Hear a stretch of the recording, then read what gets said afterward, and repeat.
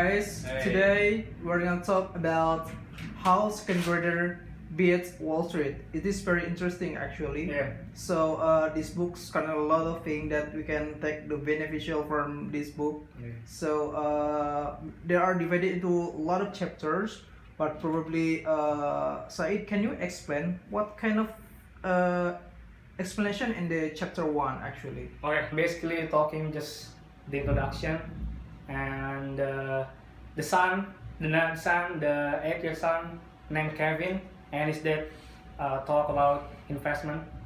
And the dad says that, Kevin, we live in the free country, and our country really popular with the capitalism. With capitalism, the beautiful thing about capitalism, you don't have to spend all your money. You can just invest it in some companies. If you invest your money to a companies, it means you have if you have stock. Well, having stock resulted 10% annual growth, which means when you grow, you will be rich. Okay. And the dad has to remind Kevin that Kevin has to pay 2% to the helpers. And Kevin say, why do we have to pay 2% to the helpers? What they actually do? And the dad say, they actually doing nothing. And Kevin answer that, and Kevin he feels so confused about paying 2% to the helpers. Mm-hmm. And dad say, this person actually doing nothing. So in this case, in this book, How Second Grader Beats Wall Street, in this case, the Kevin just pay only 0.2%, while the average investor they pay 2% to the helpers. So you can see this Kevin's portfolio better than in terms of getting returns. It's totally different, right? Total difference from the other average. Let's say that in this case, there's a fall down in the stock market, Mm-hmm. like the stock down 10%, which means the average investor, they will pay 12%, they will lose 12%, and Kevin only pays 0.2%, which is really small. Then they compare to the average investor. Okay, it's very far away, right? Yeah, it's very far away And from the- that. And the average investor. So Yeah. what? Kevin actually is very good boy, right? In terms of being investing and everything. So Yeah. From the Kevin's portfolio it is good. It's good. And the next thing is the father start talks again, talking about the real questions. Mm-hmm. So in this case, Kevin, would you rather have belief that you have a lot of money than you actually have a lot of money? And Kevin immediately say he wants actually a lot of money. So in this case, the Kevin already has the mindset of Long-term mind. yeah, it's kind of long-term mind. So in this chapter 1, the books talks about the claw game, the fairness. The claw game when the people expecting get the things inside the claw from the claw to get something, but the people actually get nothing Okay. because the game is ripped off. And the thing is, the book talking about the golden rules when the 10 minus 8 equals 2. The thing is, just don't play with that kind of game because you will get nothing. Just use the simple arithmetic. Okay. And how about the chapter 2 side? The chapter 2, in this book, the chapter 2 says about the thing is, don't put all your eggs in one basket. Is the investment terms. It's the meaning is like literally things. When you put all your eggs in one basket, when the basket fall down, you will lose all of your eggs, right? Yeah. So we don't need to put all our money in one investment, Yeah, actually, just- right? just- In one just don't. packet, it's like that. Yeah, just don't. You can just spread your eggs. So once if the basket fall down, the eggs just, let's say you spread the eggs the In different the eggs, basket. yeah, in different basket. Just Okay.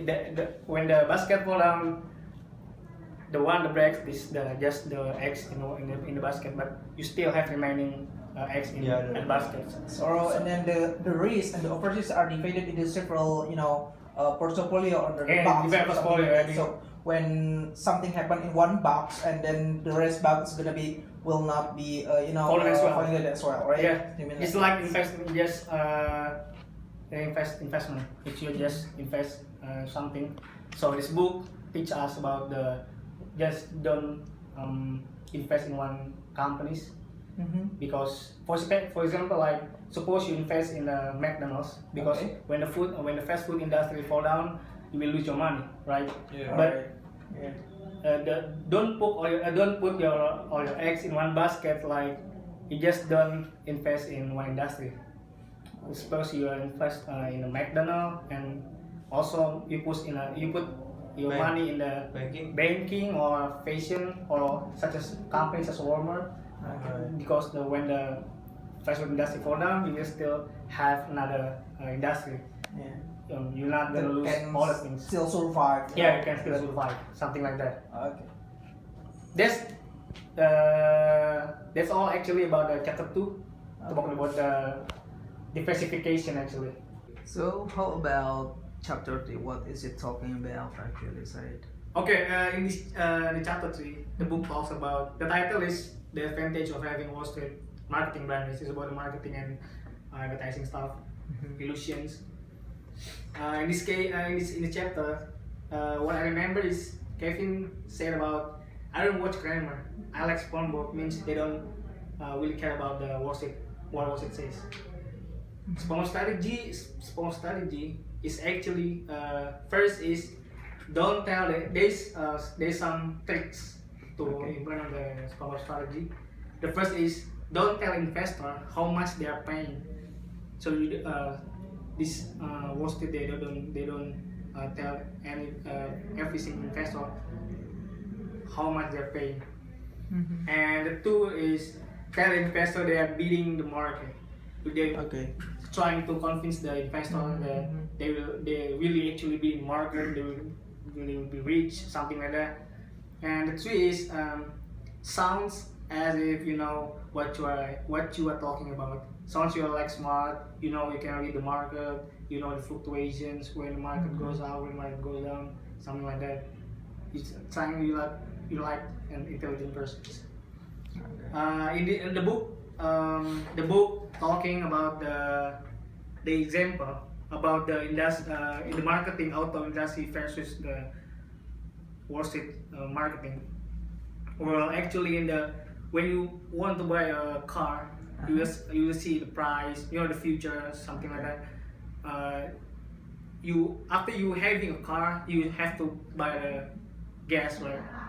To make the car. Alright. Yes. And this actually, when you actually think about having car is cheaper than you spend money in Wall Street, it's actually not. Which means that you already the advertising of Wall Street already eat you up. Yeah, that's the fact about you will spend more money in investing in Wall Street than you having a car. And the last point that I remember about the chapter 3 is applying the golden rules of marketing immunity if you want to be a good investor, something like that. First is you have to think that people are not out there to make you rich. If they know how to reach, why would they make you rich? That's the question. So you have to put the kind of mindset that people are not out to make you rich. And the second is simplify your investing. Simplify your investing like what Kevin does. Kevin do the simple arithmetic, simple portfolio. Simple arithmetic will result as better portfolio. Kevin will get more returns. With average investor they will lose some, but Kevin just lose less. Okay. Thank you. Okay, now I'm with Aldo, so we're Yeah. gonna talk about chapter 4. What Okay. is it talking about on chapter 4, Aldo? Actually, chapter 4 is about adults behaving badly, and there are some important things in the chapters. And I remember that the first step of acting more rationally with our money is to admit that we are human, Alright. and as such have emotions that may prevent us from acting in our own economic best interest.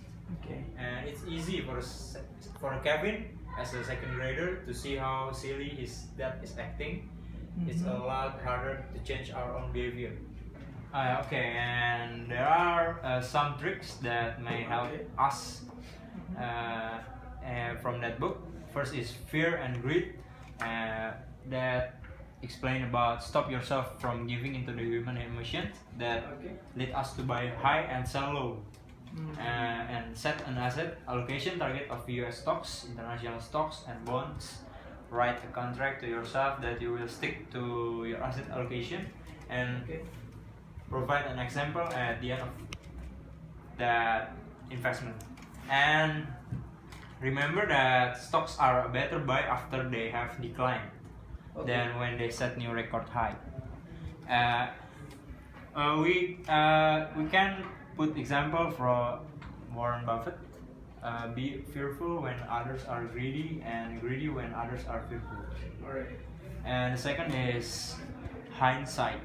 We are all brilliant at predicting the past, and don't let the recent past guide your future investing. Just because one investing style performed well in the last bear market doesn't mean it will do well in the next one.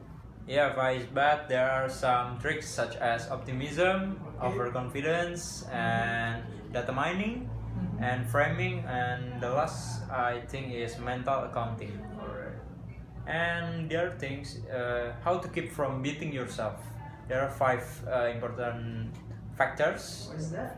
First is avoid the sure thing, and second, don't invest in what has been hot.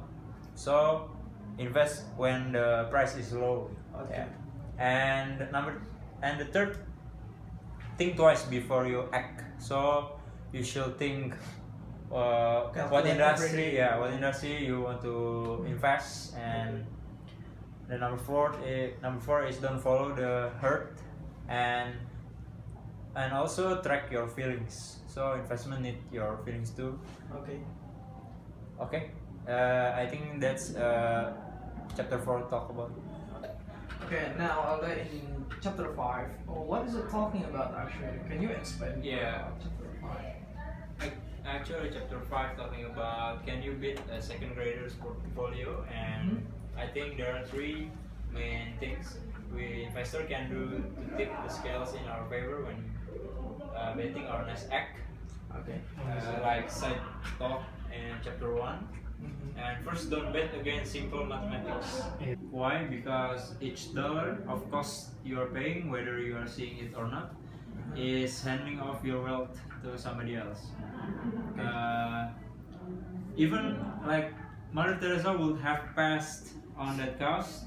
Every dollar you spend on a portfolio lowers that odds you will beat the simple second grade portfolio. The cost matter mantra is so critical because the odds of rising above them are much worse than Wall Street wants you to believe. And the second, quit paying taxes. What is that? Quit paying taxes that you don't need to. Active funds and separately managed accounts claim to be tax efficient, and their constant churning, however, causes investors to pay far more in taxes than the second grade portfolio, which rarely passes on a capital gain. And friends, the What last is the thing last?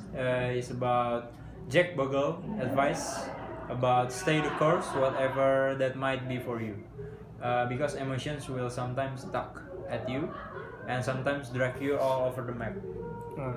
And Wall Street will bombard you with their glitzy, glamorous illusions and their things. That's the fact. Okay. Okay. Now, actually, I've been interviewing a lot of expertise in the reviews chapter that explain very, clearly about this book actually. So now, continuing to you, Bondi. So can you explain about what is it about in chapter 6? Well, basically in chapter 6, it's talking about the beyond Kevin's portfolio. Okay. So basically, there are dozens of different sectors, styles, and types of assets we can use to produce complex correlation matrices. We can then build those dozens of assets into a large portfolio, though doing that will achieve a portfolio that has no more of a risk-adjusted return than Kevin's three-fund portfolio. And Kevin's will be both lower cost and more tax efficient without cutting into his SpongeBob time. The beauty of the free fund portfolio is that it automatically takes all those correlations into account and simply builds the global portfolio without having to worry about standard deviation, correlation, Sharpe ratios, and the like. And after all, we can finally enjoy our slice of pie without knowing how it was made, right? Okay. I recommend building a more complex portfolio with REITs and precious metals stock asset classes. If and only if you understand why they should be a part of your portfolio, it's to lower overall portfolio life. That means you probably need about 10 years for the REITs and 20 years of the precious metals. That also means that if precious metals lose to 2/3 of their value, you can't panic and sell, and keep REITs to no more than 10% of your domestic equity, that portfolio. And do not consider REITs unless the value of your stock portfolio is much greater than the value of your real estate. I think that's about it. But remember that the £5 portfolio at most has a total of 9% of the total portfolio in these two new asset classes. That leaves at least 91% of it identical to Kevin's simple three funds portfolio. This is fun tuning Kevin's simple portfolio rather than making any major change. I think that's all. Okay. That's interesting. And now, Bondi, how about the chapter 7? Chapter 7 is basically talking about the how to absorb your portfolio shock. Okay. The role of the bond portfolio is to stabilize our returns and possibly to provide income we can count on. And considering how much stabilization you want, set the proportion of bonds that's right for you and stick to it. And changing the allocation will likely increase risk and decrease return. And don't get greedy by taking too much risk in your bond portfolio for the simple reason that it defeats the stabilization purpose. Junk bonds take on too much default risk, whereas long-term bonds take on too much interest rate risk, especially during times of declining rates. We have like tendency to take on more risk to keep our income up. Don't do it. I mean, a second grader knows not to lend money to someone who may not pay him back, though we adults seem to forget that all of the time. Alright. Yes, I think it's just basically what's described in chapter 7, and I think that's all I can give for That's now. good, I think. Alright. Yeah. Thank you so much. Okay, Kenji, I've been interviewing also with just previews with Bondi, the speakers just now, but then I will continue with you about how and what really happened, and then what kind of thing that really influenced in this book about chapter 8 actually. Can you explain, Benji? Basically, chapter 8 isn't a strategy Mhm. that's work for those who want to invest on autopilot, and Kevin is not ready to monitor the certificate of deposit rates and the maturities. It does and stay on the top of the maturity dates.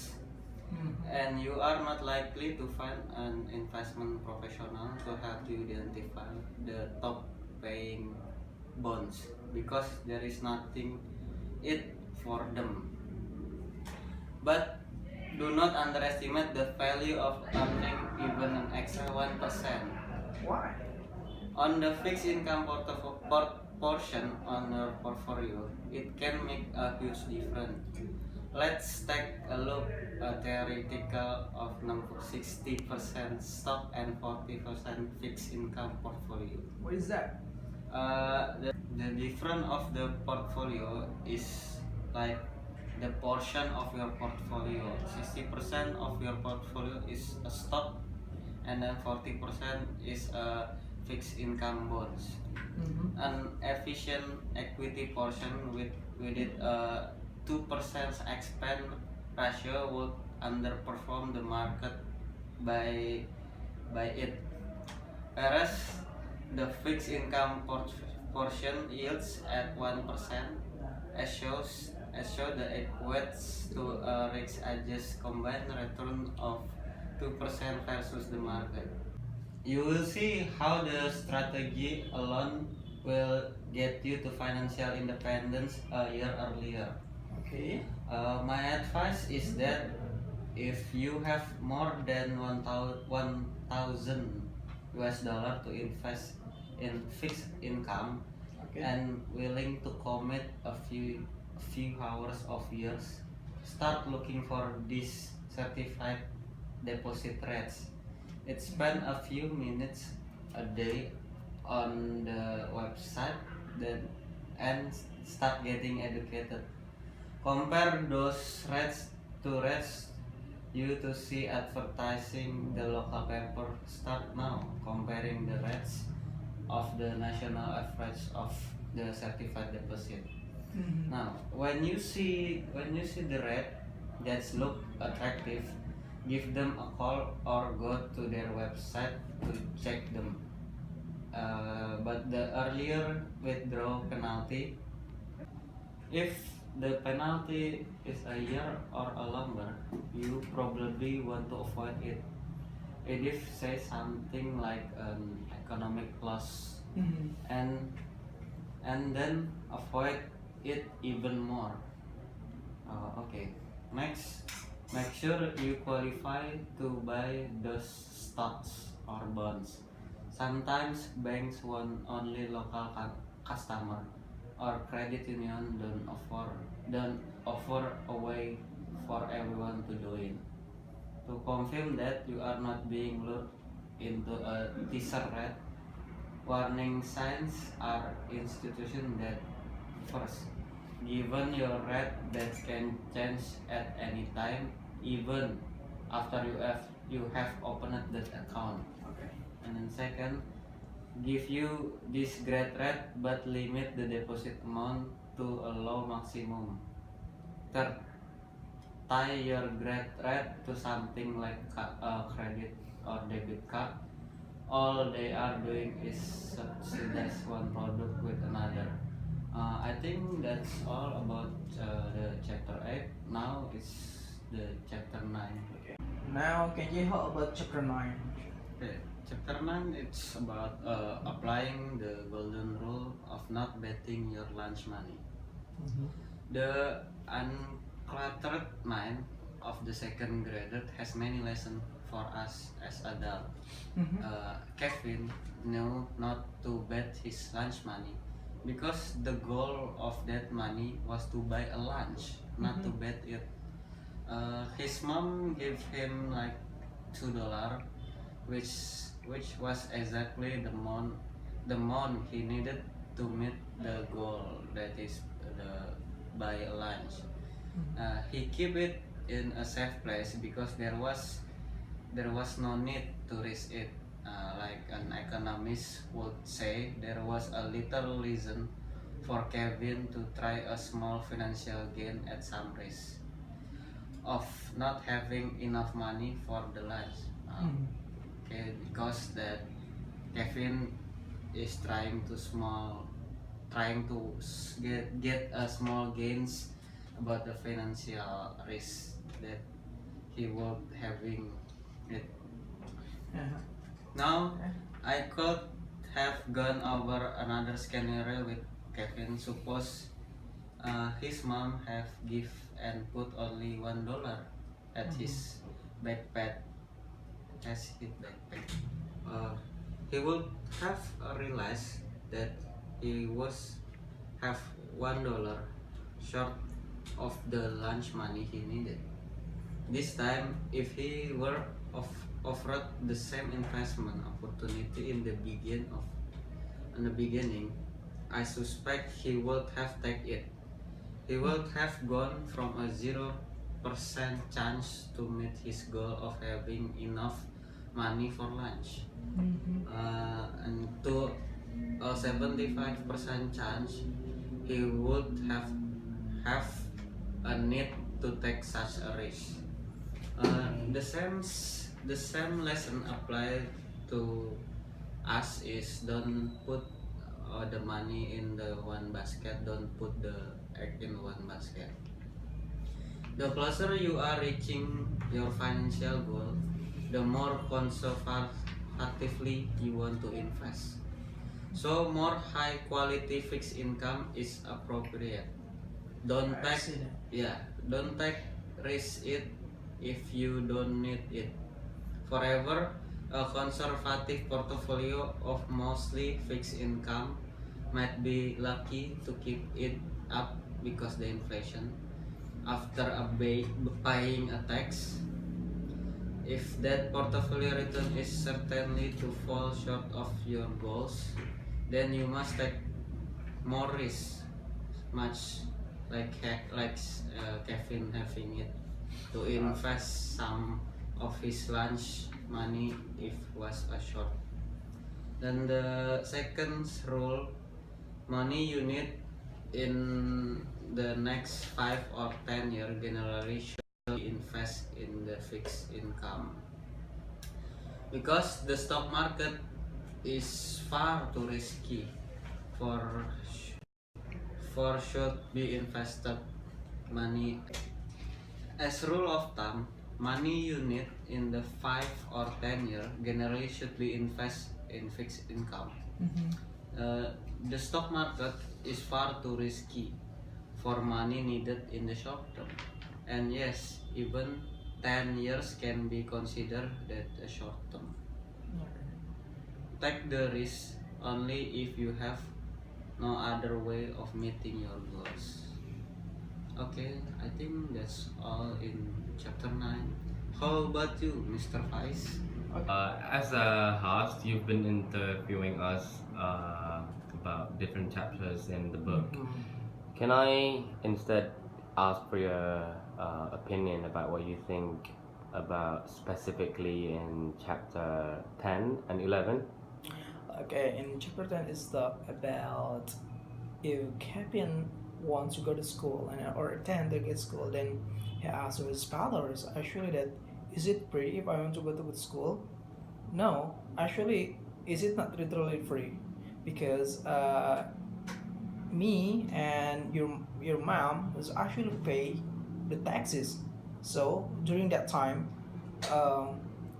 your tuition fee and so on, then it's paid by your taxes actually, or something like that. So it's not literally free, but if you really want to have the tax lowers, then you have to be spread it out, especially in stock. If you have a stock, and for example, like the stock have to be divided into several box, as the previous expertise said to us about the situations, and asset it should be allocated into several instruments, not only in the one box. For example, like you put all the money in one box, but then when the stock is declined, then your money is gonna be gone. But then if you divide it into several bucks, then probably the fluctuations of your money, you can control the fluctuations actually, or something like that. And if we talk about the chapter 11, um, never underestimate what the call brother Wall Street to ability to find new and creative and also emotionally applying ways to transfer your needs and acts to this. Your brain is weird to want to believe these are true. Before jumping in, put your toe in the water and think like a second grader. He said like that. And the very first rule is that you must be able to explain what you are doing to a second grader. Albert Einstein said that if you cannot explain it simply, you don't understand it well enough. And make sure you can really explain very clearly. And it is there are some steps that you have to follow it. The first is how does the product work. The second is do the other makes money when they buys the product. And the third one is does it pass the smell test. The fourth one is what is your exit strategy. How does the product work? uh, I make it a rule never to buy a financial investment I could not describe to an average second grader. In almost every case, a simple investment is better. And then the second one is how does the makes money when you buy the stock. Million of us seems to believe that an insurance company could invest in low-paying bonds, but and yet pay us higher return. We forget to ask ourselves this question and take a bit hook, line, and our sinker. When you understand how others are making money from you, you are more likely to figure out that the better way is to buy direct. Never buy anything indirect when you can bypass intermediately and eliminate the profit others are making from you. And the third one is does it pass the smell test? Take the rose colored glasses off and ask yourself why you are being pitched a product. I was just called by a stranger offering to put me in a raw whale deal where the drill had hit on the 35 of his last 35 wells. I know that the color that with which a track record, he must have a thousand of investors wanting him or something like that. And the fourth one is your exit strategy. And the product that is easy that to get out of you should be raised in the red. Example like that. So overlook some warning sign, a bad or even fraudulent investment are divided into four. In the end of the day, it's look too good to be true. It's good only for a certain amount of time, like today only. And also, it's involved signing something you haven't read and understood. The last is the person selling it uses religion or some other bonds and to build a rapport with you and your trust. Uh, Kevin was tough early on that if a stranger comes up to him and offering candy, he should politely say no, no thanks. He said like that and then walk away. And that lesson is good one for us adult when it's come to investing. So and then that's all for me. Thank you. Hello guys, we have another guest. This is his last actually. So Angga, I think you will explain briefly about our in each chapter the whole, and then maybe you can explain your turn in the. This is the last part actually. So your chapter is talk about in this chapter 12 and 13, right? Yes. Can you explain about? So what I learned from chapter 12 is by increase your return no matter what the market does is by picking the low hanging fruit, so don't have to climb the tree. And the common sense of when it comes to our personal finance, we are often staring that great juice apple at the top of the tree. We don't take notice of the three apples right in front of us that are just right and much easier to get to. So we must apply the golden rule of picking the low-hanging fruit. Take it from Kevin. Picking a ripe apple within reach is easier than climbing the tree. So carve out some time and start looking for your fruit. First, we must question: is your cash working as hard as it can for you, or is it making your financial institution rich? Okay. The second question is: can you get rid of your expensive debt, either with your cash or with less expensive debt? Are you an expensive index fund that is guaranteed to underperform the least expensive equivalent index fund? Do you have your highest rate tax asset located in your tax deferred accounts? It may feel good to have cash in taxable accounts, but it will cost you more. The last question is: are you paying an expensive bill on a regular basis without checking to see whether there are alternative options at much or lower price? And that is what I learned from chapter 12. Okay. And What about the chapter 13? What does it talk about? so from chapter 13, I learned that the concept of KISS. KISS it is to keep it simple and stupid. It means it is really simple. Investing really is simple enough for any second grader to do. We need only remember two lessons. One, don't play loser games by paying money for an expert to outsmart an expert. In investing, you actually get what you don't pay for. As Albert Einstein put it, sometimes one pay most for the things one gets for nothing. And the second, don't put all your eggs in one basket. We live in a global economy, and spreading our investment across thousands of companies via low-cost index funds does the trick. So, in summary, there is the conclusion of the book. Here are some things I have learned about investing since secondary. First, don't always look at what the market is doing. It tells about what is doing only in the short term, and you want to focus only on the long term. If you look at the market all the time, you will get stressed out over nothing.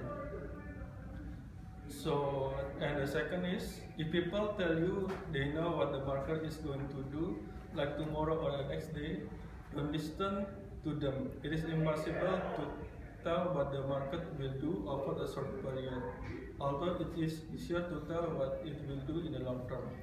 Third, remember that investing is simple, so don't overcomplicate things when you invest. If investing were complex, then I would have been able to understand it in second grade and make the second grade portfolio.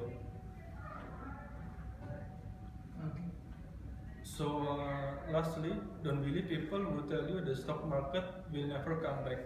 I learned in junior achievement that companies grow and really doesn't matter how they are doing right now. So if you worry, do something that takes your mind off, like watching SpongeBob or watching Paint Dry. Even that's better than signing out. Okay, thank So you. that's Okay. Okay, thank you, Angga, and then hopefully you guys can take the beneficial from our talk show today, and then goodbye and thank you.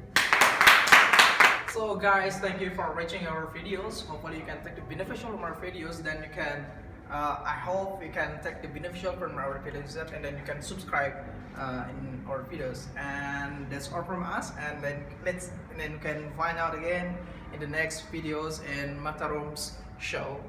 Thank you very much.